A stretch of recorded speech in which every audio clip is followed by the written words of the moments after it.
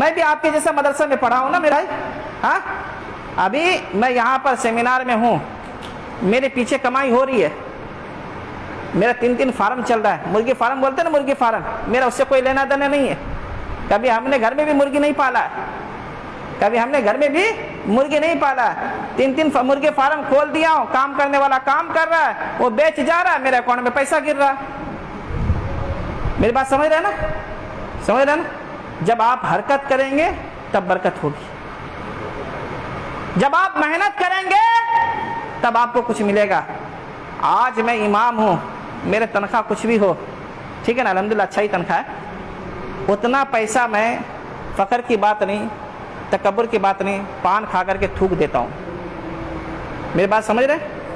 पान खा करके मैं थूक देता हूँ उतना पैसा। गांव के लोग परेशान होते हैं।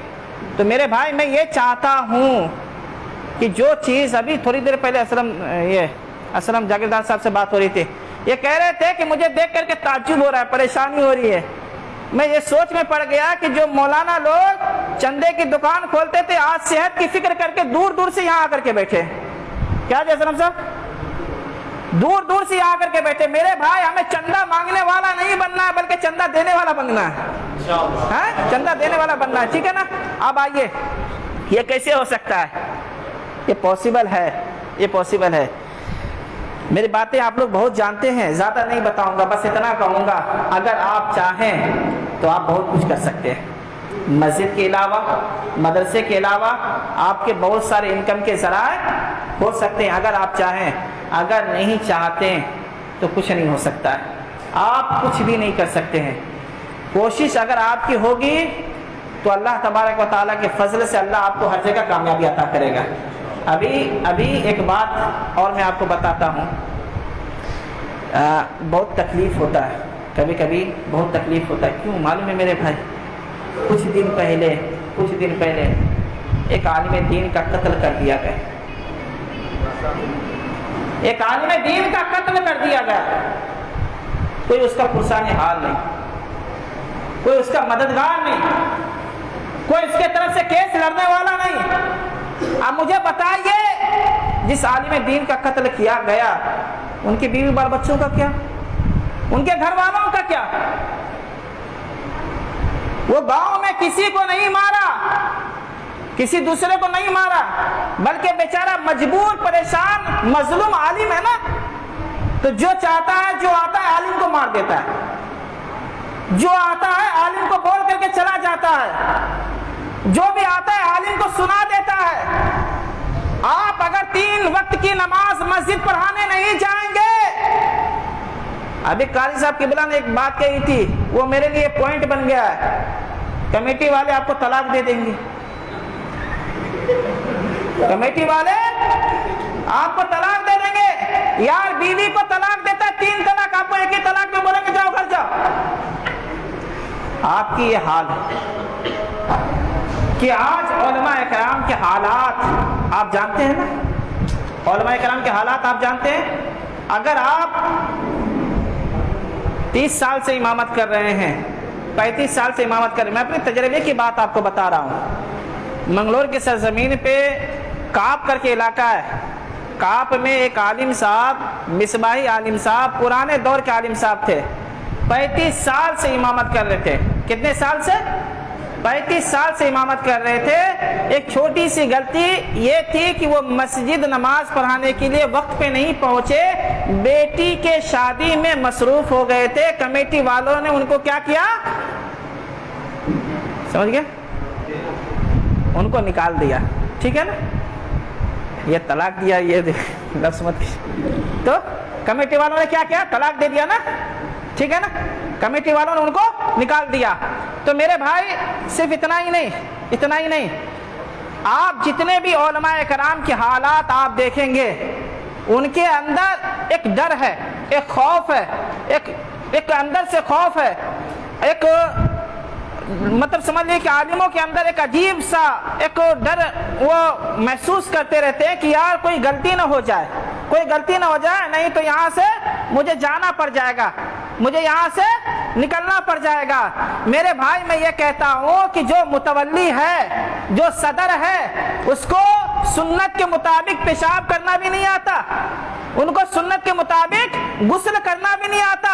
आप कौन है? आप आलिम दीन है, एक मस्जिद के इमाम है, रहबर है, रहनुमा है, फिर आप क्यों उनसे डर रहे हैं? आपको तो सिर्फ अल्लाह से डरना चाहिए ना, आपको तो सिर्फ अल्लाह से डरना चाहिए, अल्लाह के अलावा आपको किसी से नहीं डरना चाहिए। पर आपकी मजबूरियों की वजह से, आपके तंगदस्ती की वजह से, आप माली हालात से कमजोर है, इसलिए आपको मुतवल्ली से डरना पड़ रहा है, आपको सदर से डरना पड़ रहा है। अल्लाह अकबर, अगर आप भी माली हालात से मजबूत होते, आपके पास भी पैसा होता, आप क्या सोचते?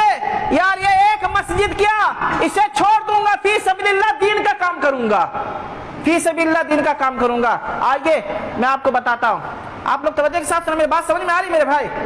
समझ में आ रही है ना? फिर क्यों कुछ नहीं बोल रहे, खामोश बैठे हुए हैं? हाँ?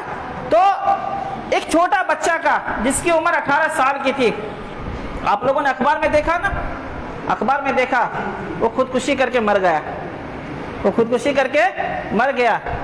क्यों मरा? क्यों मरा? रीजन पता है आप लोगों को?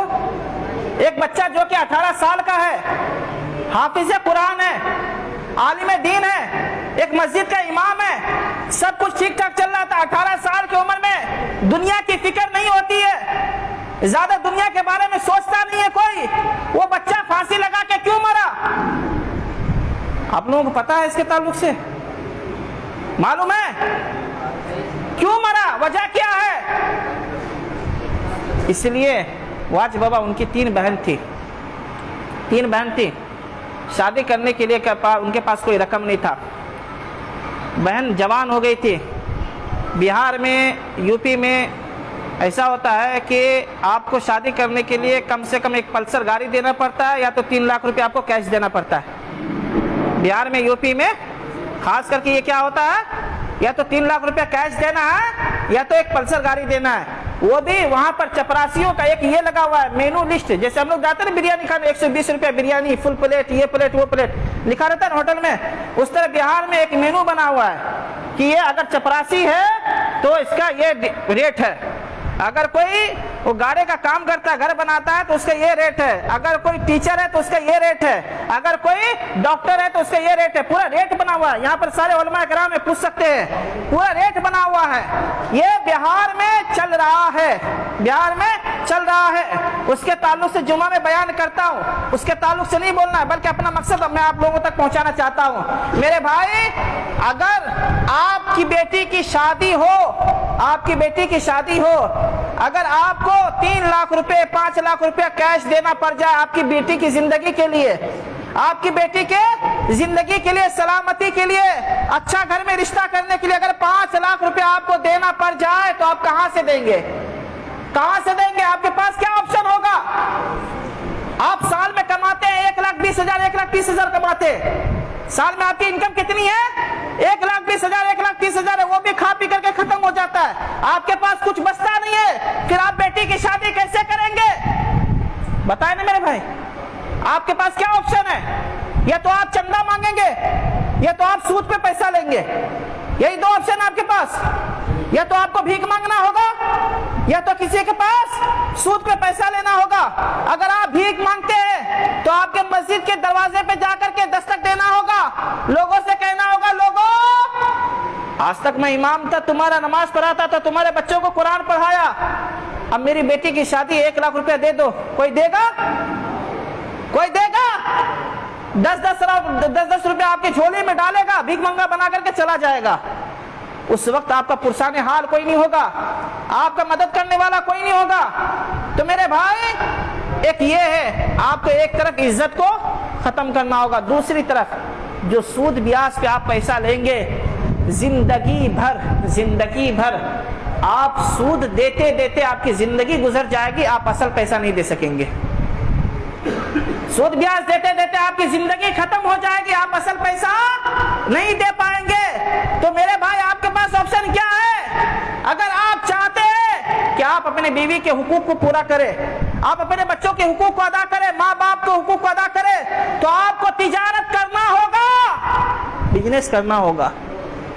और ये तिजारत हुजूर पाक सल्लल्लाहु अलैहि वसल्लम की सुन्नत है, हुजूर की सुन्नत है, हुजूर के सुन्नत है। अल्लाह अकबर, अगर आप सुन्नत समझ करके तिजारत करते हैं तो पैसा तो आएगा ही आएगा, सवाब अपने अमाल में लिखे जाते रहेंगे, नेकियां होती रहेगी, सवाब भी मिलेगा, पैसा भी मिलेगा। तो तिजारत हमें करना होगा। आइए और एक बात, मैं अब यहाँ पर हूँ, मैं इतना गरीब हूँ, दिल से बोल रहा हूँ, मैं इतना कभी कभी मैं सोचता हूँ रात में, कभी कभी मैं ये सोचता हूँ, वाच बाबा, मैं बिहार का रहने वाला हूँ, मेरी बात का आप ये कीजिएगा, मैं बिहार का रहने वाला हूँ, पटना से 400 किलोमीटर दूर मेरा घर है, ठीक है, 400 किलोमीटर दूर मेरा घर है। मेरी अम्मी का इंतकाल हो गया, अल्लाह उनको सलामत रखे, भी अच्छे हैं वो, ठीक है ना। मेरी अम्मी का इंतकाल हो गया, मेरी बात समझ रहे, मेरी अम्मी का इंतकाल हो गया।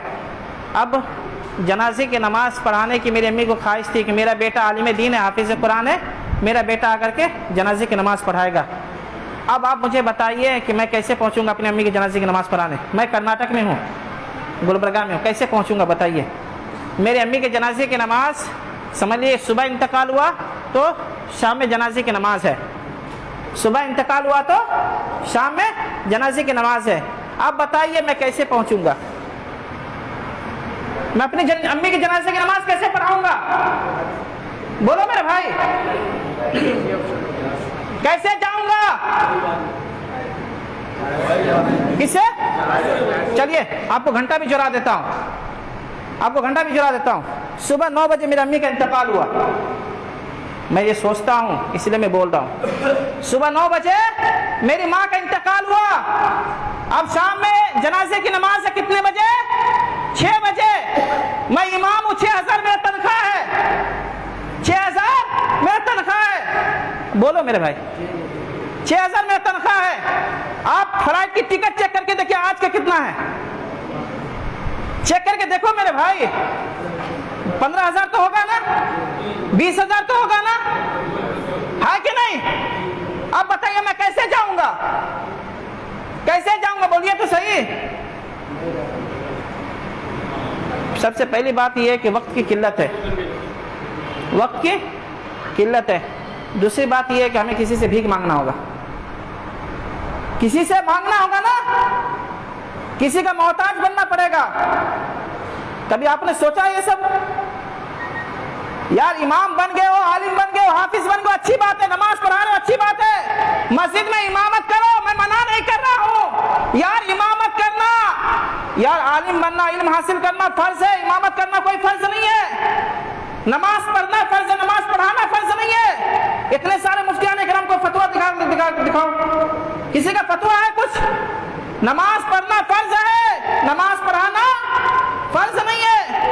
मेरे भाई आप कहीं भी नमाज पढ़ सकते हैं, क्यों आप घर छोड़ करके आए हैं? क्यों आए हैं यहां पर? क्यों दर दर की ठोकर खा रहे हैं आप? क्यों? 8,000 तो आप वहां भी कमा सकते हैं ना यार। आपसे अच्छा वो आमलेट बेचता है ना, रोड पे आमलेट बेचता है ना, वो भी रोज का 800-1000 रुपए कमाता है। आपकी मजदूरी रोज की उतनी भी नहीं है। थोड़ा साउंड कम कर दो। तो आपकी मजदूरी उतनी भी नहीं है। आप रोज कितना हो रहा है आपका? अगर आपका 6,000 रुपए तनख्वाह है तो रोज का 200 रुपए का हिसाब है। रोज का कितना है? 200 रुपए का हिसाब है। मेरे भाई एक आमलेट बेचने वाला रोड पे जितना उसकी तनख्वाह उतना आपकी तनख्वाह नहीं है। आप इमाम है, पूरे गांव के इमाम है।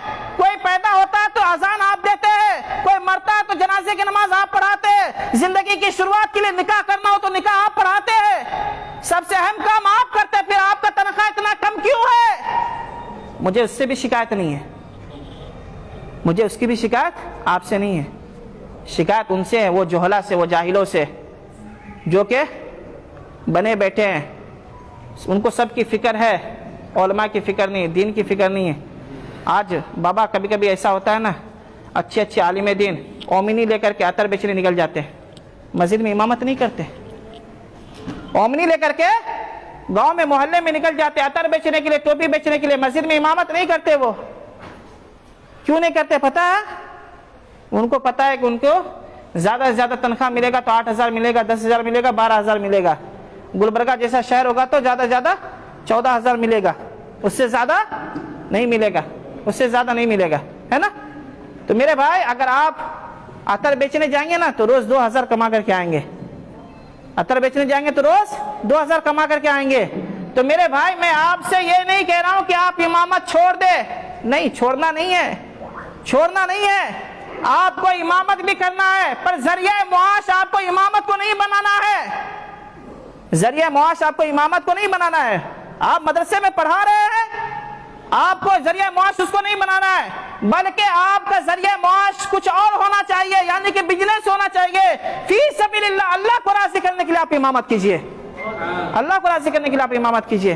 क्यों जरिया मुआश बनाए उसको, क्यों बनाए?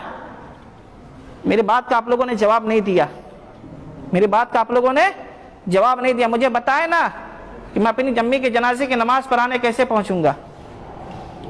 जरिए मार्च होगा हुजूर, जाहिर सी बात है उस वक्त हम किसी के सामने भीख नहीं मांगेंगे और हम फ्लाइट से जा सकते हैं, और नहीं होगा तो वही हाल होगा कि या तो नहीं जाएंगे या तो किसी के सामने फिर ठोकर खाना पड़ेगा, और आखिरी में ये होगा कि लोग फिर हम अपने वही पर रह जाएंगे। नहीं, मैं ये हादसा देखा हूँ मेरे भाई। मैं कोई भी बात कर रहा हूँ ना, इतना बड़ा मिशन और इतना बड़ा मकसद लेकर के निकला हूँ ना मैदान में, तो कुछ सोच करके निकला हूँ। इतने सारे उलमाए कराम को एक प्लेटफॉर्म पे लाया हूँ, कुछ सोच करके लाया हूँ। मैंने ज़िंदगी में बहुत सारे उलमाए कराम को रोते हुए देखा है, खून के आंसू रो रहे थे। तेलंगाना में एक जगह है महबूब नगर के पास, ठीक है ना, सूद पे मौलाना बयान किया, जुमा की नमाज पढ़ाने नहीं दिया, उसको भगा दिया यार। जुमा की नमाज पढ़ाने नहीं दिया, भगा दिया उसको। आज से 8-10 साल पहले, मैं 8-10 साल से इनको जानता हूँ वाच बाबा को। आज से 8-10 साल पहले मैं यहाँ पर था शाहपुर के एरिया में, दरगाह मस्जिद में एक मौलाना इमामत कर रहा था। एक नौजवान आया, तमाचा मार दिया उसको। किस लिए मारा मालूम है? किस लिए मारा? सिर्फ मौलाना ये कहा कि तुम नमाज नहीं पढ़ते हो तो मस्जिद का टॉयलेट क्यों इस्तेमाल करते हो। तमाचा मार दिया। वहाँ पर क्या किया, वो बुला करके यूं यूं समझाया, भगा दिया, समझा करके भगा दिया। वही अगर पैसा वाला होता, अगर पैसा वाला होता, अगर उसका खानदान वहां पर होता तो क्या करता? मेरी बात समझ रहे ना? मेरी बातों को बुरा नहीं मानिएगा, ठीक है ना। तो मेरे भाई आपको ये मस्जिद और मदरसे के अलावा आपको ऑप्शन बनाना होगा, और ऑप्शन बनाने के लिए सबसे अच्छा प्लेटफॉर्म हिंदुस्तान के सरजमीन पे मैं चैलेंज के साथ कहता हूं, अगर है तो दिखा दो, है तो दिखा दो। अल्हम्दुलिल्लाह हमारा प्लेटफॉर्म सुपर इस्लाम एकेडमी है और कल्याण लाइफ केयर कंपनी है। इससे बेहतर मानते हैं ना आप लोग, एक्सेप्ट करते हैं ना, मानते हैं कि नहीं? इससे बेहतर प्लेटफॉर्म आपको कहीं नहीं मिलेगा, और आपको इतना बेहतरीन अपॉर्चुनिटी और मौका देने वाला प्लेटफॉर्म आपको कहीं पर नहीं मिलेगा। इसलिए मेरे भाई दिल से काम कीजिए, मेहनत से काम कीजिए, जिस तरह मैं बताता हूं उस तरह चलिए। इंशाअल्लाह तबारक व तआला आपको डिस्ट्रीब्यूटर नहीं लीडर बना दूंगा, आपको डिस्ट्रीब्यूटर नहीं लीडर बना दूंगा। आप जैसे मैं बोलता हूं उस तरह कीजिए ना। पहले मैं आप लोगों से क्या कराया यार, बिजनेस की स्किल मुझे मालूम है, बिजनेस की स्किल मुझे मालूम है। मैं आप लोगों को पहले क्या बनाया, पहले मैं आप लोगों को हकीम साहब के बोला, इन लोगों को रिसेलर बनाया, उलमाए कराम को पहले रिसेलर बनाया। साहब इन लोगों को मैं एक अपॉर्चुनिटी दिया कि हमारे पास मेडिसिन है, आप एक काम करो, ये मेरा मोबाइल है, कितने का है? 5 रुपए का है। आप इसे क्या करो, सामने 10 रुपए में सेल कर दो। हम उनको होलसेल में 5 रुपए में दिए। हमारे उलमाए कराम ने क्या किया, 10 रुपए में सामने वाले को दे दिया। जब ये लोग 2-4 हजार कमाने लगे ना, जब हमारे प्रोडक्ट के अंदर अच्छा रिजल्ट इन लोगों को मिलने लगा, जब इनके दिल से डर भर सब खत्म हो गया, तो मैं इन लोगों को क्या किया, रिसेलर से प्रमोशन करके डिस्ट्रीब्यूटर बना दिया, डिस्ट्रीब्यूटर बना दिया। अब उसके बाद मैं क्या कर रहा हूं, आप लोगों को डिस्ट्रीब्यूटर से लीडर बना रहा हूं। मेरे बात पे गौर कर रहे हैं ना, मैं कहां कहां लेके जा रहा हूं, आप लोगों को समझ रहे हैं ना। मैं पहले आप लोगों को क्या किया, रिसेलर बनाया, रिसेलर के बाद डिस्ट्रीब्यूटर बनाया, डिस्ट्रीब्यूटर के बाद आप लोगों को लीडर बना रहा हूं। और इतना ही नहीं, अपना बिजनेस पार्टनर बना करके शेयर होल्डर बना दिया, शेयर होल्डर बना दिया। तरबीना जितना भी सेल होगा, जितना भी सेल होगा, कल्याण लाइफ केयर ऐप में आपका डेली का profit, weekly profit, monthly profit, yearly profit आपको रोज शो होगा। आपने आज कितना कमाया आपको मालूम होगा। मेरे भाई समझ रहे मेरी बात को, समझ रहे ना? तो कैसे शो होगा, कैसे देखेंगे, तो सब एप्लीकेशन में है, एप्लीकेशन में इंशाल्लाह वीडियो बना करके मैं डाल दूंगा, ठीक है ना? वीडियो बना करके डाल दूंगा। उसके अलावा कल्याण लाइफ के ऐप डाउनलोड है ना आपके पास? हाँ, तो उसके अंदर आपको सब कुछ शो हो जाएगा। उसके अलावा अभी हम लोग एक प्रोजेक्ट की तैयारी कर रहे हैं, कल्याण मनी की। किसकी तैयारी कर रहे हैं? कल्याण मनी की। जिस तरह आप फिजिकल प्रोडक्ट को सेल कर रहे हैं ना, इसी तरह आपके पास डिजिटल प्रोडक्ट होगा। आज आप फोन पे से रिचार्ज करेंगे ना, आपको 2 रुपए ज्यादा देना होगा। पेटीएम से रिचार्ज करेंगे 2 रुपए ज्यादा देना होगा। पर कल्याण मनी के साथ वैसा नहीं होगा। 150 से ज्यादा फीचर्स के साथ हम उसको लॉन्च कर रहे हैं और चंद महीनों में इंशाल्लाह 800 से ज्यादा फीचर्स हम उसमें लाने वाले हैं।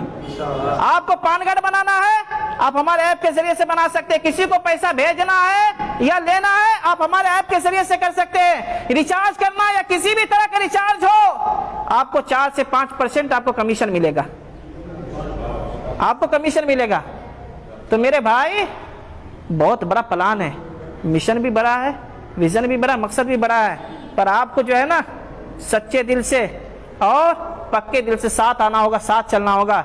दिल में अगर थोड़ा बहुत भी शक रखेंगे, जहां थे ना वहीं रह जाएंगे। जिंदगी भर मुतवल्ली की सिक्योरिटी की जी हुजूरी करते रहेंगे, उसी की बात सुन करके जो है ना हूँ हाँ करते रहेंगे।